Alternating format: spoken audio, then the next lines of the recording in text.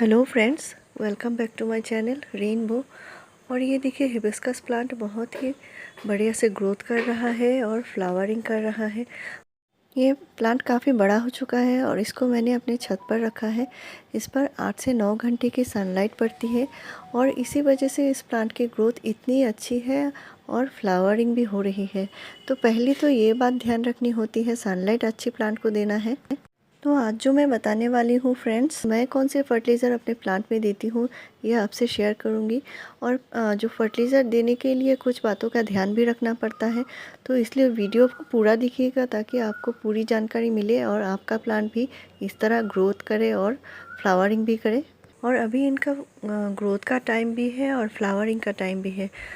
तो आप सुबह सुबह इन प्लांट को अच्छे से नहला दिया कीजिए, यानी स्प्रे कीजिए पानी का, तो इससे प्लांट फ्रेश रहेंगे। और प्लांट में जो कीड़े मकोड़े आते हैं या मिलीबग का अटैक होता है, पानी की अगर तेज़दार से स्प्रे करेंगे तो इनकी जो प्रॉब्लम है ये भी बहुत हद तक कम हो जाएगी। और तो प्लांट में जब भी नए शूट आते हैं और कलियां बनना स्टार्ट होती है, तभी प्लांट में कीड़ों का अटैक भी ज़्यादा हो जाता है।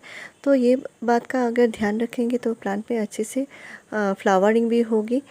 अगर सुबह को पॉसिबल ना भी हो तो शाम को भी कीजिए, इससे भी प्लांट फ्रेश रहेंगे और गर्मी का इफेक्ट इनमें कम हो जाएगा। तो इस तरह के हेल्दी प्लांट के लिए आपको पूरा न्यूट्रिशन देना पड़ेगा। और मैं हिबिस्कस में क्या क्या फर्टिलाइज़र देती रहती हूँ ये आपसे टाइम टू टाइम शेयर भी करती हूँ फ्रेंड्स। तो आज जो मैं आपको बताने वाली हूँ मैं कौन से फर्टिलाइज़र अभी यूज़ कर रही हूँ और जो बहुत ही आसानी से सभी के घर में मिल जाता है। तो ये देखिए, ये है 5 फ्रूट्स के छिलके। तो हम जो फ्रूट्स खाते हैं इनमें बहुत ही सारा न्यूट्रिशन होता है, विटामिन होता है, मिनरल्स होता है। तो ये फ्रूट्स के छिलके भी हैं, इनमें भी बहुत सारा न्यूट्रिशन होता है, विटामिन भी होता है। तो ये जो छिलके होते हैं आपको पता ही होगा, ये देखिए बनाना पील के छिलके, ये देखिए अनार के छिलके। तो ये जो पील्स हैं इनको फेंकना नहीं है, इनसे बहुत ही बढ़िया फर्टिलाइज़र बनता है। तो जो मैं बनाकर दिखाऊंगी वो आप अपने सभी प्लांट पे यूज़ कर सकते हैं। और इससे क्या होगा, प्लांट में बहुत सारा न्यू शूट्स बनना स्टार्ट होंगे और प्लांट की हेल्दी ग्रोथ होगी, बड्स भी बनेंगे। और इसलिए साइट्रस फ्रूट के पील्स देना ज़रूरी है और बनाना के पील्स बिल्कुल स्किप नहीं करना है। तो यहाँ पे देखिए मैंने 5 फ्रूट्स के छिलके लिए हैं। तो अनार के छिलके हैं, बनाना के छिलके और स्वीट लाइम के छिलके हैं, साथ में जो है एप्पल के छिलके हैं और मैंगो के भी छिलके हैं। तो ये जो होते हैं ये साइट्रस होते हैं। ये जो स्वीट लाइम के जो अंदर का पोर्शन होता है तो सारा ही मैं दे रही हूँ इस। तो इनमें साइट्रस फ्रूट्स के छिलके ज़रूर चाहिए।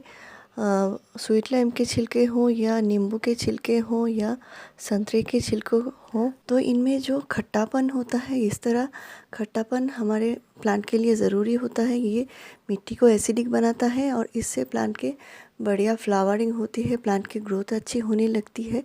और बनाने के छिलके भी आपको स्किप नहीं करने हैं। आपको 1 या 2 जितने भी बनाना के पील्स मिले आप इनमें दे सकते हैं।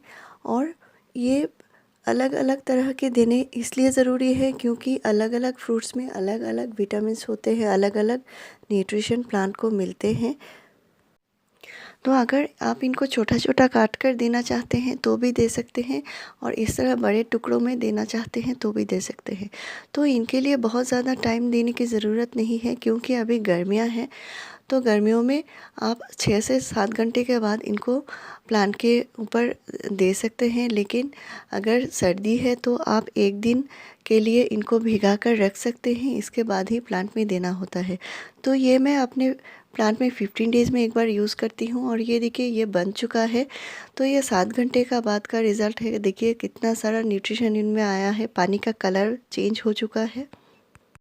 तो आपको ये देखिए मैंने छन्नी से छान लिया है, आपको छान कर यूज़ करना है क्योंकि ये जो इनके जो पार्टिकल्स होते हैं ये अगर मिट्टी में आते हैं तो हो सकता है फंगस का इशू हो। तो आपको इस तरह छान लेना है, कपड़े से ही हो या छन्नी से हो, कुछ भी हो, और इसको डाइल्यूट कर लेना है। तो जितना पानी फर्टिलाइज़र का लिया है उससे डबल नॉर्मल पानी मिलाना है, यानी 1 कप अगर फर्टिलाइज़र है तो 2 कप नॉर्मल पानी मिलाकर ही प्लांट में देना है और इसको दिन के टाइम ही यूज़ करना है। इसे शाम को या रात को यूज़ नहीं करना है प्लांट के ऊपर।